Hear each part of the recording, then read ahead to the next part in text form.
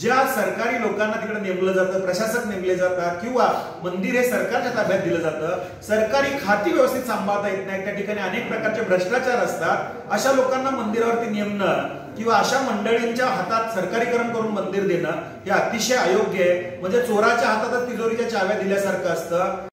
आई, कणीदार तूप म्हणजे काय ग? कणीदार तूप म्हणजे रवाळ, अगदी घरच्या तुपासारखं। कणीदार गोकुळ तूप।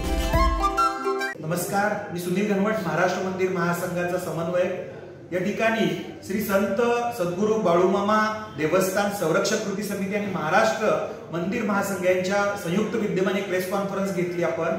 बाळूमामा देवस्थानामध्ये सुरू असलेल्या गैरकारभारांविषयी धर्मादाय आयुक्त कार्यालयामध्ये तक्रारी झालेल्या आहेत, त्याची चौकशी चालू आहे।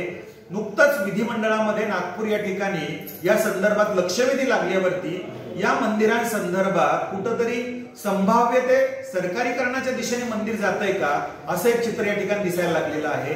या प्रकरणामध्ये जे कोणी दोषी असतील त्यांच्यावरती कारवाई निश्चितपणे झाली पाहिजे, परंतु ज्या सरकारी लोकांना तिकडे नेमलं जातं, प्रशासक नेमले जातात किंवा मंदिर हे सरकारच्या ताब्यात दिलं जातं, सरकारी खाती व्यवस्थित सांभाळता येत नाही, त्या ठिकाणी अनेक प्रकारचे भ्रष्टाचार असतात, अशा लोकांना मंदिरावरती नेमणं किंवा अशा मंडळींच्या हातात सरकारीकरण करून मंदिर देणं हे अतिशय अयोग्य आहे। म्हणजे चोराच्या हातातच तिजोरीच्या चाव्या दिल्यासारखं असतं। आणि म्हणून आमची मागणी या ठिकाणी आहे की मंदिराचं सरकारीकरण होता कामा नये।